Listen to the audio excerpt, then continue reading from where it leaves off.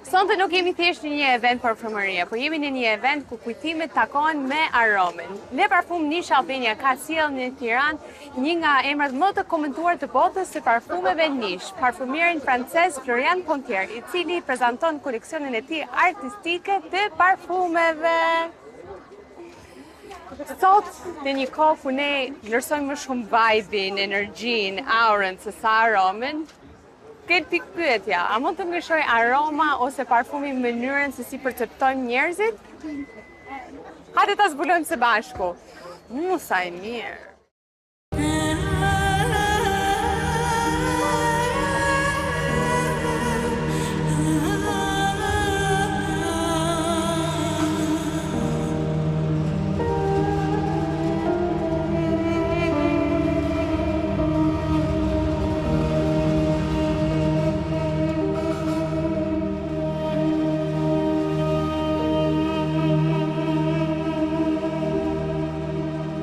Jemi këtu me Florian Pontierin, i cili ka ardhur në Shqipëri, mirë se erdhe, dhe që ke veshur kuqezi fix për Shqipërinë tonë. A little sign for you. Faleminderit. Si lindi historia jote me parfumin? I would say that Për mua, them se ishte diçka e shkruar nga fati dhe jo krejtësisht rastësi. Babai im ka qenë në industrinë e parfumeve dhe në prodhim prej më shumë se 25 vitesh. Por në familjet franceze, bizneset e familja janë gjithmonë të ndara. Unë e kisha këtë ndikim. Shkoja në zyrën e tij dhe vidhja gjithmonë shishe dhe tapa për të krijuar dizajnet e mia në shtëpi. Dekoroja dhomën time dhe ushqeja imagjinatën. Dikur, kur u rrita, bëra një aksident dhe viti 2018 ishte shumë i rëndë për mua. Rrezikoja të humbisja jetën. Për 3 vite isha komplet i pa angazhuar mes ilaçeve dhe operacioneve. Pas një periudhe 2 vjeçare, rreziku kaloi dhe unë duhet të rikuperohesha dhe të mësoja sërish të ndjeja emocione, të jetoja. Shkova të jetoj në Bahrein. Po, për të rigjetur veten, por njëkohësisht edhe për të njohur anën tjetër të industrisë, pra si ndërtohet një markë. Kështu zbulova tregun, dyqanet e mëdha dhe gjithçka tjetër. Atëherë kuptova se industria e parfumeve është e mbi ngopur. Ka shumë marka. Kuptova që nëse do të krijoja një markë, duhet të bëja diçka unike, diçka që sillte ndryshim, diçka krejtësisht ndryshe nga ajo që shohim zakonisht. what we can see usually.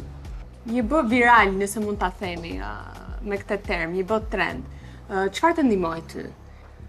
I launched the brand in 2000. Markën e lançova më 14 shkurt 2025, pra rreth një vit e disa muaj më parë.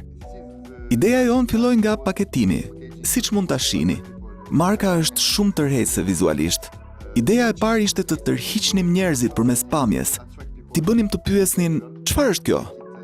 Kur njerëzit e shohin, shpesh nuk e kuptojnë menjëherë. Pyesin, është parfum apo çfarë është? Nuk e din.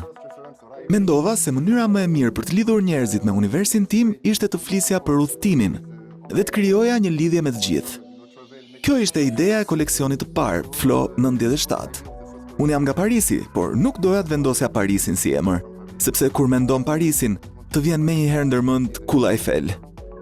Unë doja t'u tregoja njerëzve një tjetër pamje të qytetit ku jam rritur. Jo atë turistiken, luksozen apo të kartolinave, por realitetin nga i cili vi. Diçka më shumë si një qytet i madh, i vjetër, me rrugë autentike, ndonjëherë agresive dhe të vështira, por njëkohësisht shumë frymëzuese. Kjo ishte pak a shumë ideja. It was a bit the idea. Ti thua që parfumi lidhet me vendin, me ndjesit, me vibe-in. Ka do një parfum nga këto që të çon në një botë tjetër? Yeah. You know, as we said, about some. Disa parfume flasin për qytete, vende apo atmosfera të caktuara. Për shembull, Havana. Ky është dizajni i Havanës. Unë fakt nuk kam qenë kurrë në Havana, por ajo që kam kuptuar për Havanën është se fatkeqësisht nuk ekziston një klasë mesme, ka vetëm njerëz të varfër dhe njerëz të pasur. Prandaj pata idenë të krijoja një histori rreth kontrasteve të shoqërisë.